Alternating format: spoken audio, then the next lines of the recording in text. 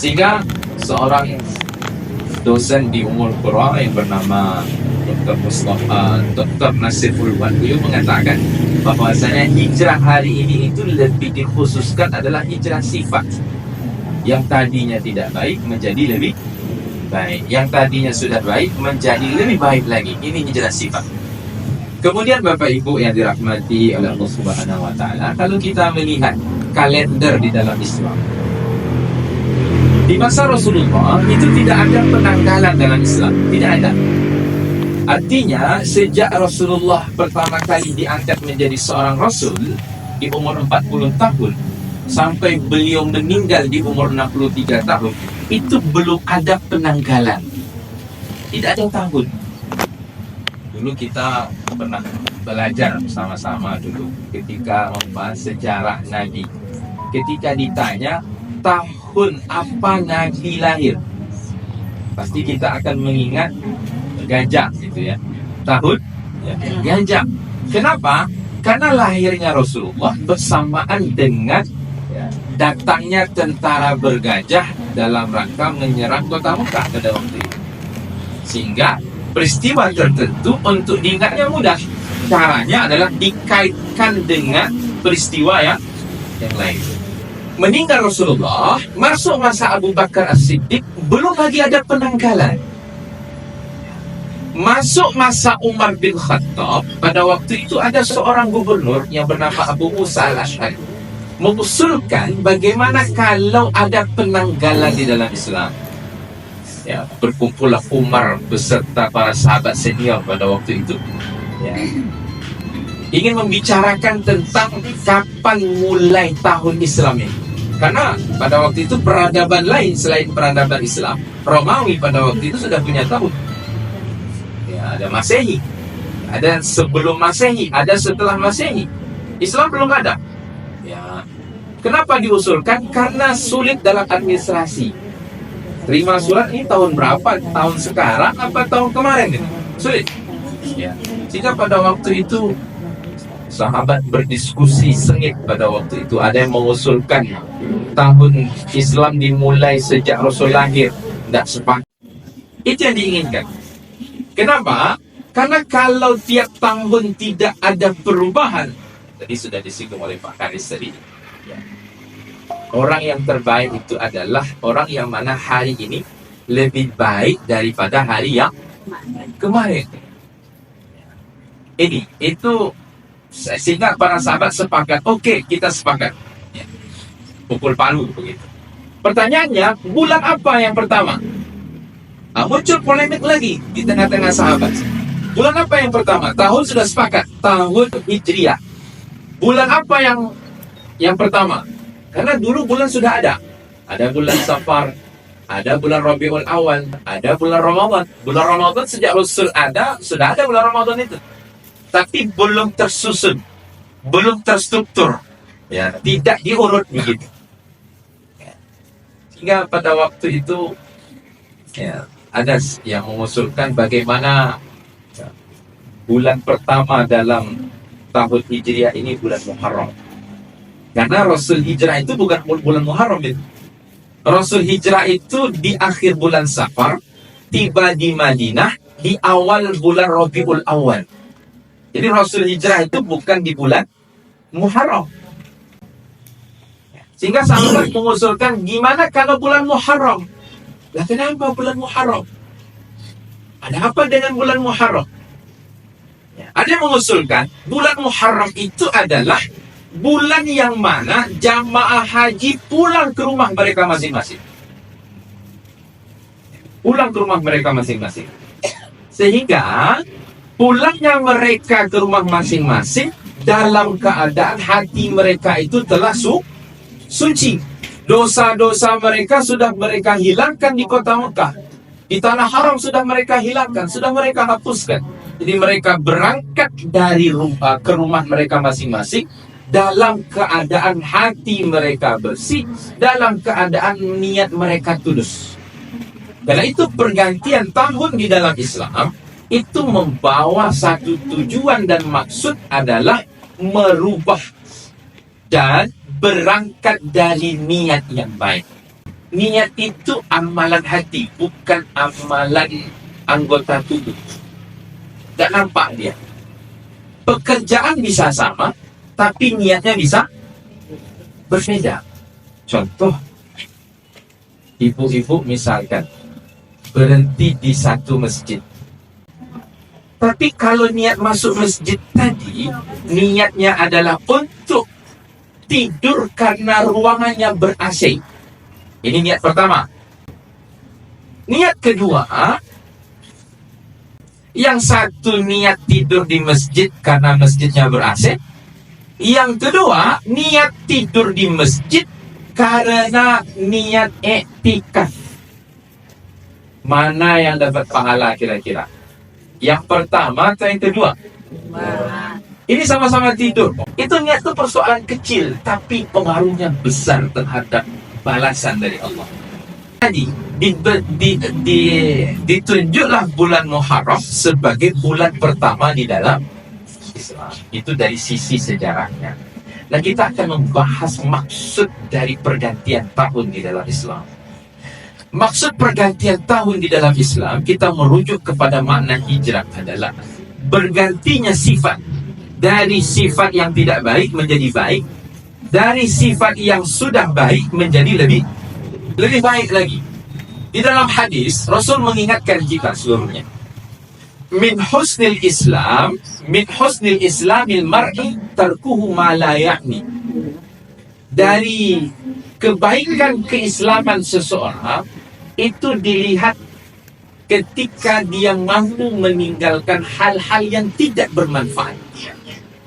Belum lagi dikatakan orang itu Islam yang baik kalau dia tidak mampu meninggalkan hal-hal yang tidak bermanfaat. Banyak hari ini hal-hal yang tidak bermanfaat yang kita lakukan. Kita ingin ingin mengerjakan yang penting. Kita ingin menjadi orang yang penting, tetapi pekerjaan yang kita kerjakan tidaklah penting. Kita ingin menjadi orang yang terhormat, tetapi apa yang kita lakukan tidak bagian dari orang yang terhormat. Banyak seperti itu hari ini. Sehingga harus ada muhasabah di dalam diri kita. Harus ada introspeksi di dalam diri kita. Apa yang pertama harus kita muhasabahi? Ibadah. Ibadah yang harus kita muhasabah. Apa ibadah yang paling utama? Paling utama adalah salat. Salat itu tidak lama, Bapak. Paling lama kita habiskan itu 45 menit. Itu sudah paling lama. Sekarang kan ada opini yang baru sekarang ini, Pak. Jadi anak sibuk main game, ibu sibuk pinjaman online, bapak sibuk judi online. Ini banyak yang tidak produktif dan tidak bermanfaat kegiatan. Kenapa? Karena meninggalkan sholat. Asal ada orang yang meninggalkan sholat, maka setelahnya apapun aktivitasnya tidak akan bermanfaat. Kenapa? Karena pertemuan dengan Allah saja kita tidak menjalinnya. Bagaimana kita katakan pertemuan selanjutnya bermanfaat? Maka di dalam perkataan Umar yang begitu terkenal, Man daya'aha liman siwaha adiyah, kata Abu Bakar. Kita kata Umar, siapa yang meremehkan sholat, melalaikan sholat, pasti urusan yang lain dia lalaikan. Persoalan sholat yang sebentar itu tadi, dia lalaikan, apalagi urusan-urusan yang lain. Dan Bapak Ibu, kalau kita lihat sholat itu untuk siapa? Untuk kita apa untuk orang lain? Bisa nggak sholat itu kita nitip? Ibu mau ke mana? Mau ke masjid sebentar, titip ya, lebihkan sholat untuk saya. Bisa nggak kira-kira? Kalau sedekah, bisa nggak nitip? Bisa. Ibadah haji, bisa nggak nitip? Bisa, disebut dengan haji badan. Zakat, bisa nggak nitip? Bisa. Puasa, bisa nggak nitip? Bisa. Ketika ada orang tua yang akan sakit-sakitan meninggal, dia wasiatkan kepada anak, tolong gantikan puasa ibu nanti. Yang bisa. Tapi salat bisakah digantikan? Salat itu adalah ibadah individu.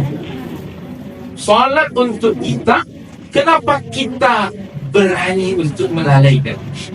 Padahal yang ditanya pertama kali apa? Salat. Inna awwala ma yuhasabu bihil abdu yaumal qiyamah as-salah.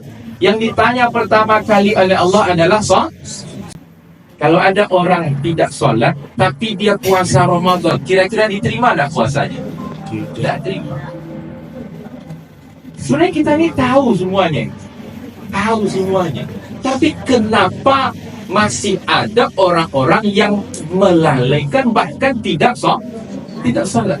Kalau kita melihat rukun Islam itu Bapak Ibu, kalau ada orang tidak mampu, miskin, atau tidak mampu, tidak ada istita'ahnya, tidak bisa berangkat haji, apakah dia berdosa? Tidak berdosa. Misalkan dia punya duit tapi tidak mampu dari fisik, dia tidak berdosa. Dia mampu secara fisik tapi biaya tidak mendukung, dia tidak berdosa untuk tidak melakukan ibadah haji. Orang berpuasa Ramadan, sakit dia, tidak mampu berpuasa, tidak ada dosa baginya untuk tidak berpuasa. Dia tidak cukup hartanya sesuai nisab, tidak sampai haul, tidak berzakat. Apakah dia berdosa? Tidak berdosa. Tapi ini tidak berlaku bagi salat. Apakah ada orang tidak salat dengan alasan sakit? Apapun keadaan kita, yang salat tidak boleh tinggal. Apapun keadaan kita, ibu mau sakit, bapak mau sakit, mohon maaf, kateter itu menempel di tubuh kita,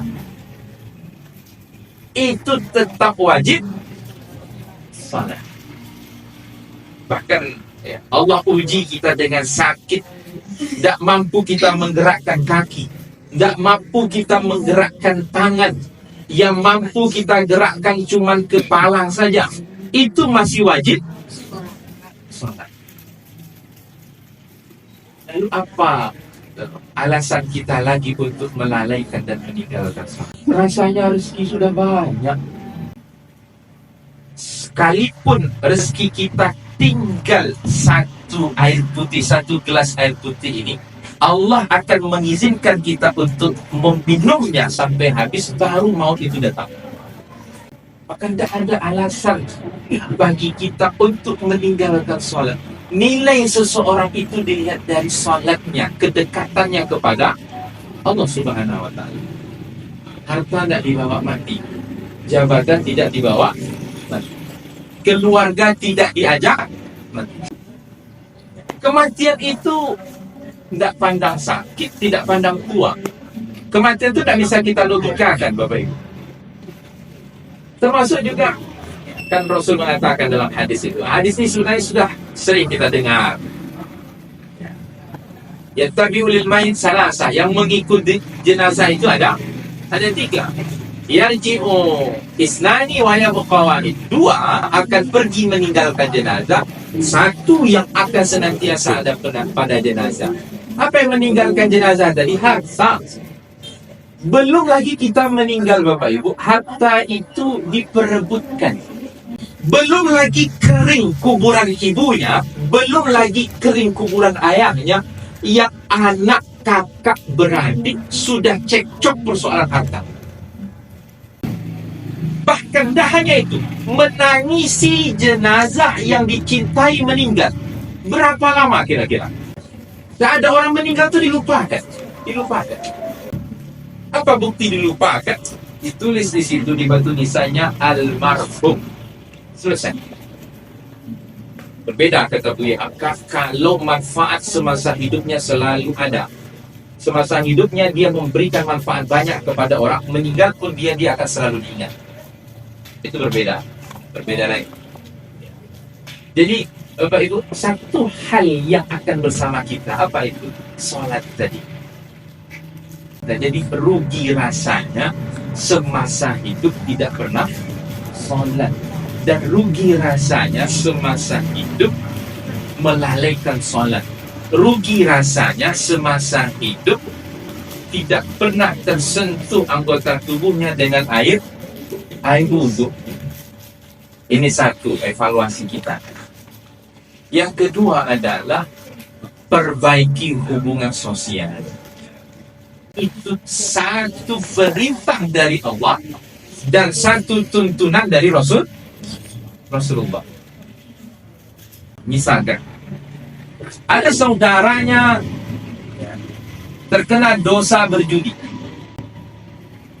Di dalam Islam, dosa itu bukan untuk ditertawakan, tapi di dalam Islam dosa itu untuk dicegah. Satu, kalaupun sudah kecimpung dosa, maka kewajiban kita adalah amar ma'ruf nahi munkar. Diajak dia untuk berbuat baik, bukan untuk ditertawakan, sehingga menjadi bahan untuk dibicarakan di belakang. Tahun baru Hijriah ini kita mulai dengan semangat untuk menjadi lebih baik. Dari sisi kedekatan kita kepada Allah, dari sisi hubungan kita sesama manusia.